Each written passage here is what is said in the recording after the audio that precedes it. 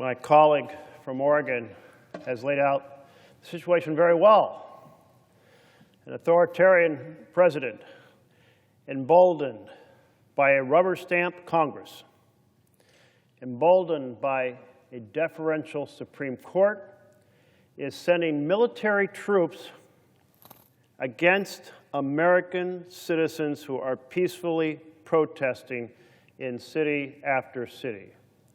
This is un-American. It's a fundamental violation of the purpose of our military, which is to defend us from foreign powers, not to be a tool in a president's hand to attack people who disagree with his point of view. That happens in countries that don't have a president but have a king, that have a dictator. That's not our tradition here. Our whole entire Constitution is about government by and for the people, not by and for a man at the top of the executive branch using military against his own citizens. By law, federalizing National Guard is quite limited. It can only be done unless it's done in partnership with the governor, if there is an invasion, or if there is a rebellion. At the time these laws were written, it was well understood exactly what those are. An invasion, just what you picture. A military force on our border, about to cross that border and attack the United States of America, or they've already crossed the border. That's an invasion. A rebellion, a large group, well organized, well weaponized, that is trying to overturn the government of the United States of America. At the very start of our republic, there was a rebellion called the Shays Rebellion.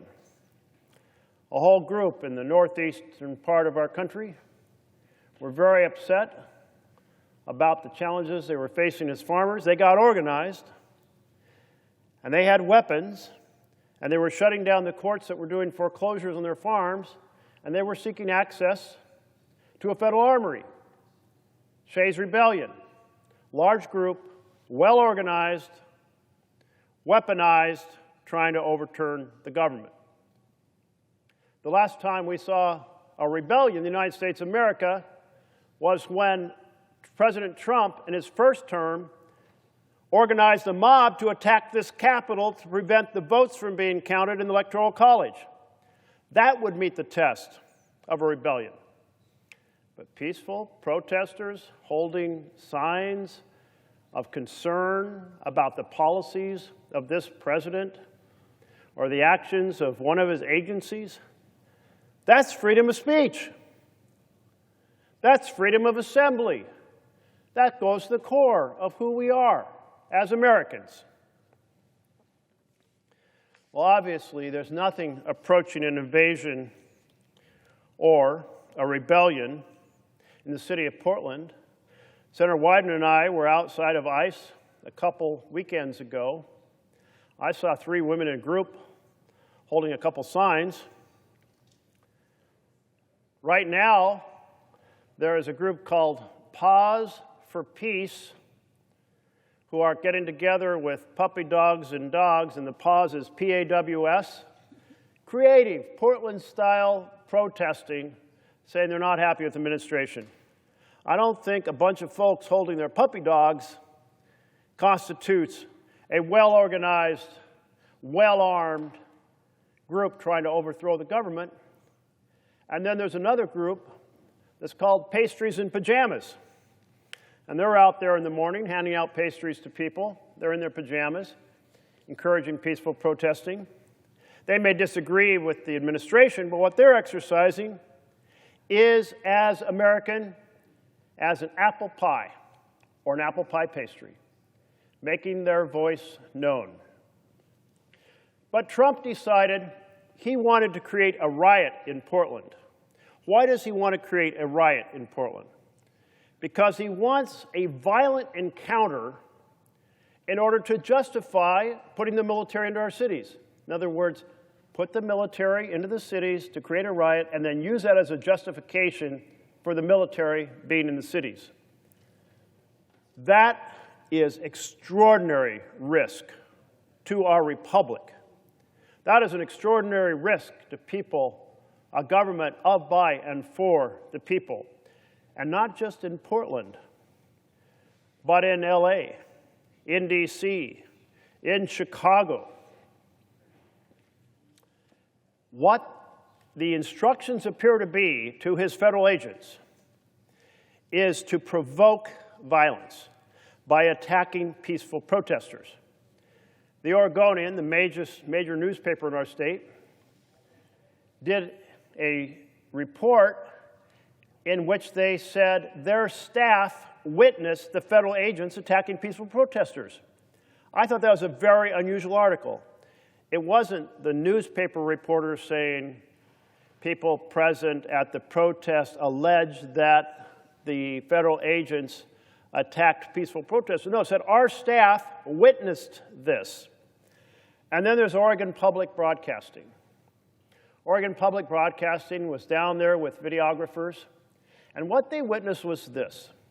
The federal agents asked the protesters to move back several blocks, and they did. And there was no conflict between the protesters and the federal agents.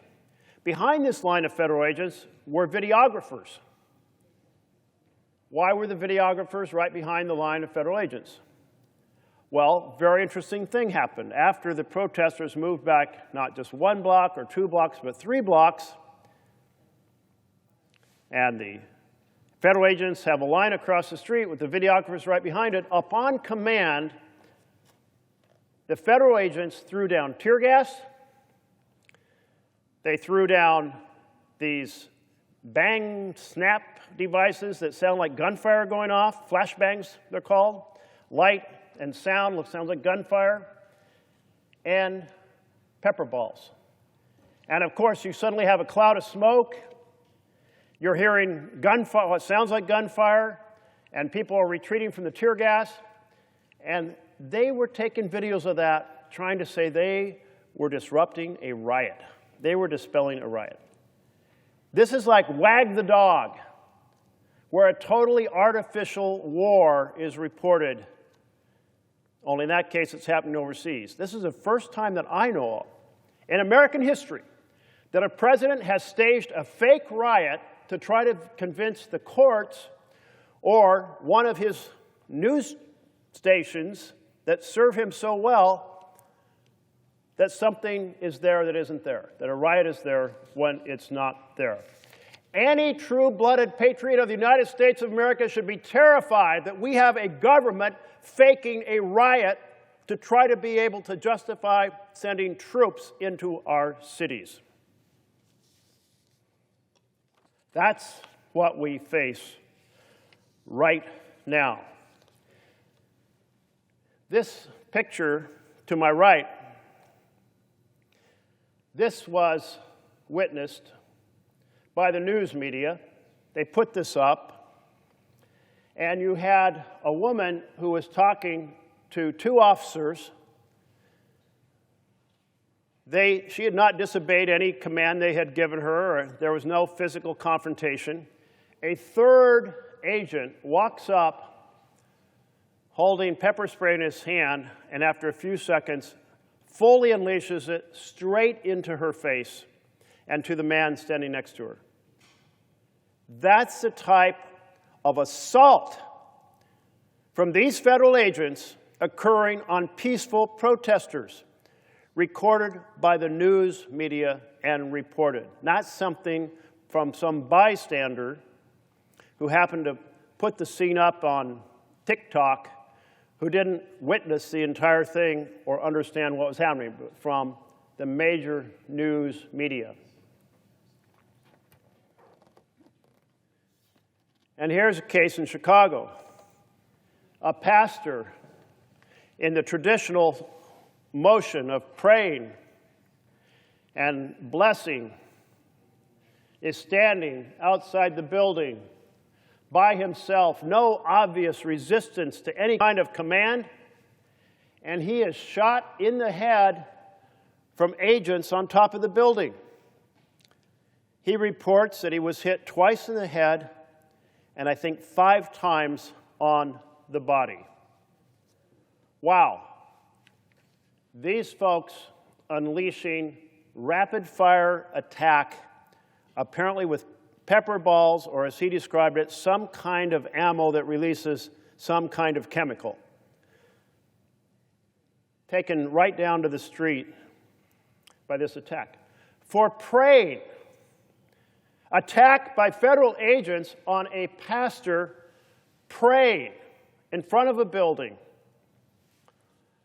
This is an extraordinarily dangerous moment in which an authoritarian president is proceeding to attack due process, to attack freedom of speech, to attack freedom of the press,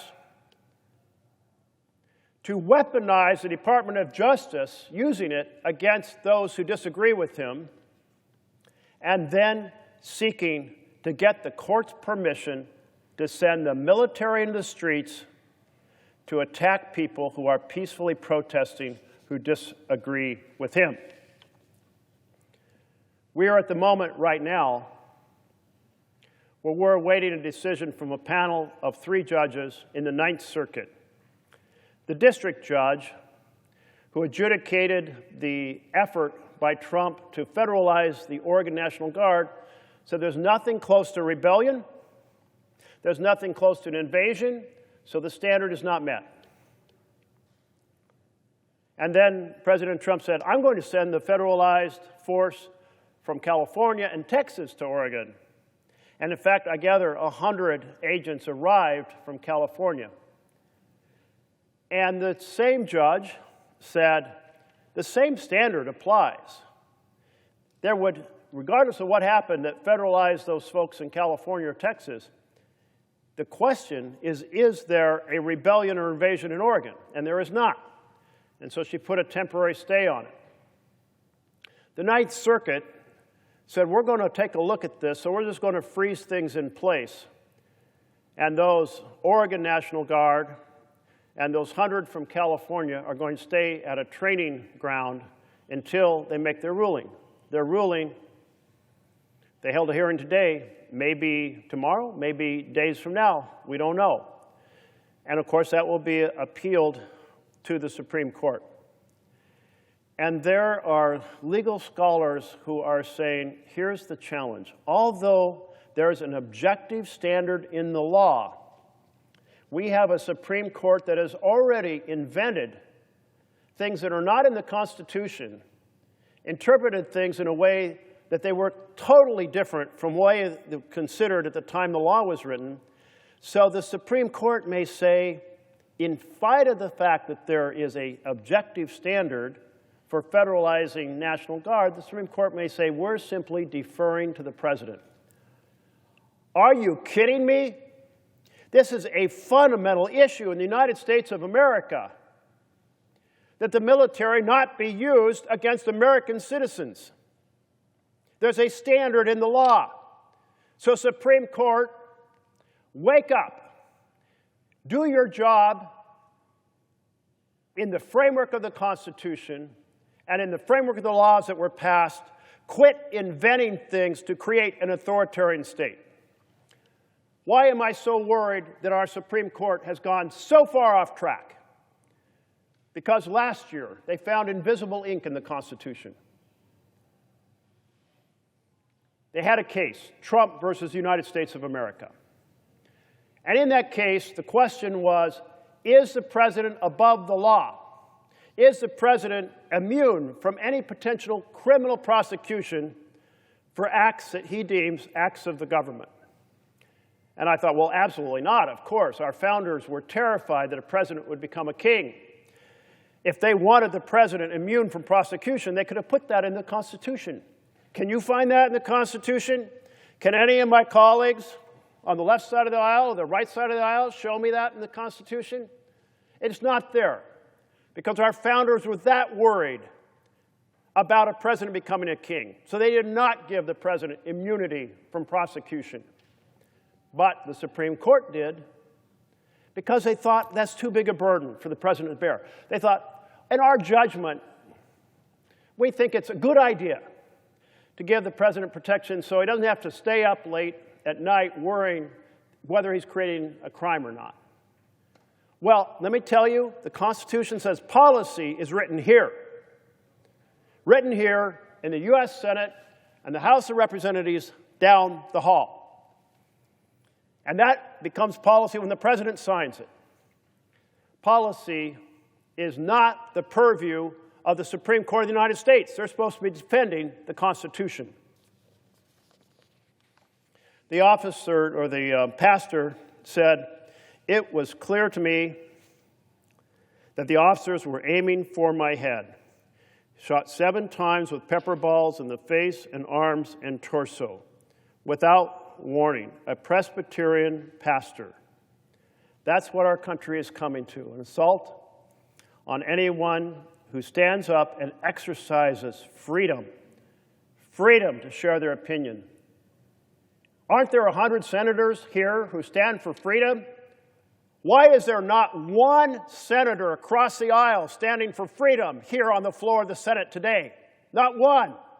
Why? Why is there not one senator standing up and saying there's no clause in the Constitution that makes the president a king, immune from prosecution for crimes committed under the law? Why is there not one senator across the aisle saying we will not stand for the attack on due process, the attack on freedom of speech? I assure you, if there was a president saying to Fox News, you have to take a program off the air that president doesn't like, every senator across the aisle would be standing up and saying that's a breach of freedom of speech. I'd be standing up and saying the same thing, just as I am now, because it shouldn't matter whether it's a right-leaning or a left-leaning network. They should be able to put on air what they want. That's what freedom of the press is. So we've seen 9 months of this president making this country sicker and poor. 9 months of personal corruption, selling access to himself through his crypto enterprises. 9 months of covering up the Epstein files that he doesn't want released because his name is in them. 9 months of slashing health care for families to fund tax breaks for billionaires. 9 months of cutting nutrition for children to fund tax breaks for billionaires. A bill passed this body that runs up $30 trillion in additional debt over 30 years to fund tax breaks for the richest Americans. It's a families lose, billionaires win vision, and it's the wrong vision here in a republic where we celebrate government by and for the people. Because in a republic that is exercising appropriately, it would be a families thrive and the affluent and powerful pay their fair share. That's the vision that all of us should be pursuing. The fact that this horrific bill came out and passed, the big, ugly Betrayal of Americans Act, slashing health care in order to fund more riches for the richest among us, that shows you it's not working right. And what's really not working right is that the President of the United States is deploying military forces, hoping to establish that it's okay to do so, that they're okay for them to set orders to go out and attack our cities, to attack peaceful protesters, that he will get a court decision that gives him this power. Colleagues, let's be 100 strong behind the vision of freedom, the vision of rights for Americans, and say, hell no. Thank you, Mr. President.